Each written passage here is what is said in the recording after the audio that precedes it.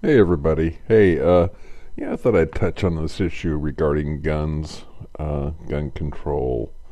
I personally don't own a gun. I did years ago when I first got out of the military. I bought a semi-automatic rifle, and I think I took it to the range, the firing range, once. And for the most part, it pretty much sat in my closet and gathered dust. I didn't really have any use for it, so I ended up selling it. Recently, I have considered buying a handgun for the house, but I know that they are dangerous. I don't necessarily have anybody in my household who is irresponsible, but I still feel a little apprehensive about having a gun in the house. The only reason I would have one would be for self-defense. Um, I do kind of live in a shady neighborhood, so it is a concern for me, but I haven't quite decided whether I really want to bring a gun in the house. Uh, as far as my opinion regarding gun ownership, I'm pretty much, I think people should have the right to own guns. Um, the the Bill of Rights allow for that. Um, the right to bear arms, and I've never read anything in there that stipulates that the government has a right to control guns. Strictly speaking, on what's said in the Bill of Rights. Um, so I kind of feel like the government has no business interfering with people's right to possess arms. Um, Granted, I know there are some people that shouldn't have guns. Some people are criminals. Other people might not be mentally stable and shouldn't have a gun. Um, also, there are those that are just stupid. They shouldn't be handling anything that's dangerous. Some people shouldn't be driving on the roads. But again, people take chances every day, and I believe that some gun control laws are excessive. I've known people through work who collected firearms, everything from bazookas to machine guns, and they were quite stable, and they just had a passion for firearms. Um, though it's not something I would do, I wouldn't limit their right to do that.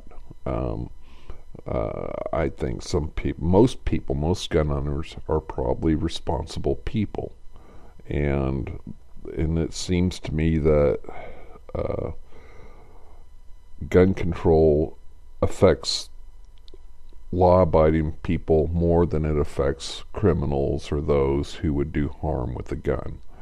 And I just think that gun control laws are, I think they're wrong. I truly think that they are non-essential. Um, so I'm looking up some statistics here on a website. I'll post the link in the comments section of this video. Be forewarned that this website is pro-gun law as far as controlling guns, but they had some pretty good statistics, and I trust them. So I'll just read this off. I'm not going to present it in this video, so I'm just going to read it off. In 2010, guns took the lives of 31,076 Americans in homicides, suicides, and unintentional shootings. This is equivalent to 85 deaths each day and more than 3 deaths each hour. 73,505 Americans were treated in hospital emergency rooms for non-fatal gunshot wounds in 2010. Firearms were the third leading cause of injury-related deaths nationwide in 2010, following poisoning and motor vehicle accidents. And it goes on, between 1955 and 1975, the Vietnam War killed over 58,000 American soldiers. less than the number of civilians killed with guns in the U.S. in an average of a 2-year period. It goes on. Another comparison with the Iraq War. Homicide. Guns are used in 11,078 homicides in the U.S. in 2010, comprising almost 35% of all gun deaths and over 68% of all homicides. Let me see. On average, 33 gun homicides were committed each day for the year 2005-2010. Let's see. It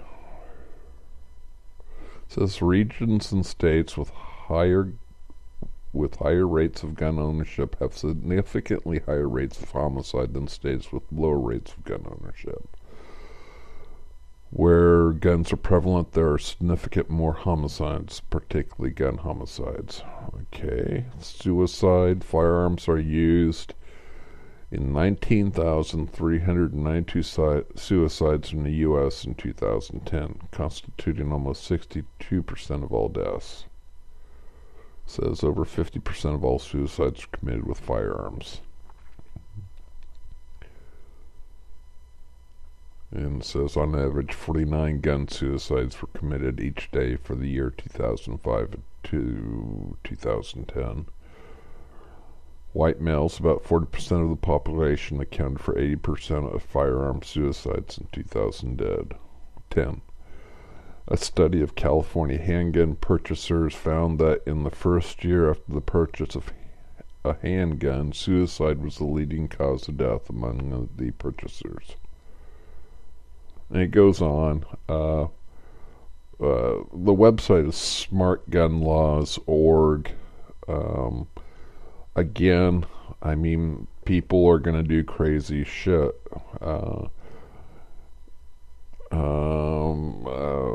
I think if you're determined to kill yourself, you're going to do it. There was another website while I was researching this that said that Japan has twice the suicide rate as America, yet they have by far damn near zero guns.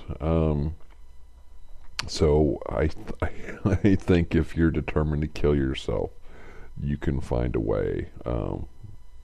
Guns might make it a little more convenient. I think the Japanese preference way of suicide was to jump in front of the train. I think that there's risks with everything. I think gun ownership is something that you have to consider carefully. Because they do present a danger, but so does driving your car. Right now I have a teenager that's out on the road driving her car, and there's a certain amount of risk, and there's quite a bit of a trust that has to be afforded to her. And I think the same is true for gun ownership. So, in a nutshell, I think guns should be made available to your law-abiding citizen. Does the government have a right to limit that gun ownership to a citizen? I don't think so. I think if you wanted a machine gun, you should have a machine gun. That just because you own one doesn't mean you're going to go ballistic. And I think most Americans are responsible people. And hell, there's over 300 million guns in the U.S. as of now. So there's no way in hell you're going to reduce guns. I mean, the criminals are going to get them one way or another. And I don't think by suddenly instituting laws limiting guns that you're actually going to prevent gun violence. So, yeah, that's my opinion. If you want to comment, please do so. I am pro-gun ownership. I believe people should have the right to own guns, and I would not limit them.